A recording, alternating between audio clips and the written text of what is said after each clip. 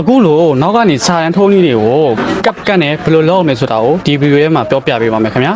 ကတ်ထဲကိုဝင်ပြီးတော့ကိုလှုပ်ရှင်တဲ့ဗီဒီယိုတစ်ပုဒ်ကိုရွှဲထည့်လိုက်ပါမယ်ပြီးရင်တော့ကျွန်တော်တို့အရင်ဆုံးစာရေးမှာဖြစ်တဲ့တက်ဆွဲတွေကိုနှိပ်ပြီးတော့ AA ထဲမှာကျွန်တော်စာလေးရေးပါမယ်ကျွန်တော်ဒီမှာစာတန်းထိုးနည်းဆိုတဲ့ဟာလေးကိုပဲမြန်မာလိုရှာရေးလိုက်ပါမယ်ခင်ဗျာကျွန်တော်ကစာကိုတစ်ပုဒ်လုံးပေါ်ကျင်တာဖြစ်လို့ရှေ့မှာလွတ်နေတဲ့နေရာလေးကိုလည်းဆွဲပေးမယ်နောက်မှာလွတ်နေတဲ့နေရာလေးကိုလည်းဗီဒီယိုအပြည့်ဆွဲပေးလိုက်ပါမယ်ခင်ဗျာပြီးရင်တော့ရေးလိုက်တဲ့စာတန်းလေးကိုလူနဲ့လိုက်ချိန်ပြီးတော့ဘယ်နေရာမှာထားမလဲဆိုတာကိုကိုယ်နဲ့အဆင်ပြေလို့လိုက်ချိန်ပြီးတော့နေရာလိုက်ရှာပေးပါမယ်နေရာရှာပြီးပြီဆိုရင်တော့အပေါ်ဆုံးက main video ကလေးကိုနှိပ်ပြီးတော့ကျွန်တော်တို့ copy ပွားမှာဖြစ်တဲ့အတွက် duplicate ဆိုတာလေးကိုလိုက်ရှာပါမယ်ပြီးရင် copy ပွားပေးလိုက်ပါမယ် copy ပွားလိုက်တဲ့ video ကလေးကိုနှိပ်ပြီးတော့ကျွန်တော်တို့က overlay ဆိုတာလေးကိုလိုက်ရှာပါမယ်ပြီးရင်အဲ့ဒီ overlay ကိုနှိပ်ပေးလိုက်ပါမယ်ခင်ဗျာပြီးရင်တော့အဲ့ဒီပွားလိုက်တဲ့ overlay video လေးကိုကျွန်တော်တို့လက်လေးနဲ့ကြာကြာလေးဖိပြီးတော့ဟို video ရှေ့ဆုံးလေးကိုစောပါပေးပါမယ်ဒီနေရာမှာတစ်ခုတတိထားမှာကအဲ့ဒီ overlay video လေးကအနောက်ကိုရောက်နေလည်းမရပါဘူးရှေ့မှာအပိုင်းတွေပုံနေလည်းမရပါဘူးအပေါ်က video နဲ့ကွက်တိဖြစ်နေမှရမှာပါပြီးတော့အဲ့ဒီ video overlay လေယာလေးကိုနှိပ်ပြီးတော့ဒီထဲမှာကျွန်တော်တို့ remove bg ဆိုတာလေးကိုလိုက်ရှာပါမယ်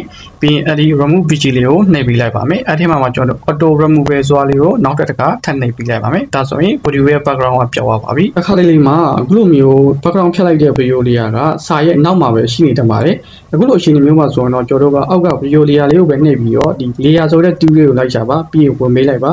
ပြီးရင် overlay ဆိုတဲ့ video layer လေးကိုဖိပြီးတော့ကိုယ့်ရဲ့ version လေးကိုရွှေ့ပေးလိုက်ပါဒါကတော့စာပေါ်ကို video တင်လိုက်တာပဲဖြစ်ပါတယ်ခင်ဗျာဒါဆိုရင်တော့စာကလူရဲနောက်ကိုရောက်ရှိသွားပါပြီအခုလိုမျိုးကတ်ကိုသုံးပြီးတော့လူရဲနောက်မှာစာတန်းထိုးနည်းကိုပြုလုပ်လို့ရပါပြီခင်ဗျာဓာတ်ပုံနဲ့ video edit နည်းတွေကိုထပ်ပြီးတော့တင်ပေးသွားမှာမို့ကျွန်တော်ရဲ့ account လေးကို like and follow လုပ်ပေးခဲ့ကြပါဦးခင်ဗျာ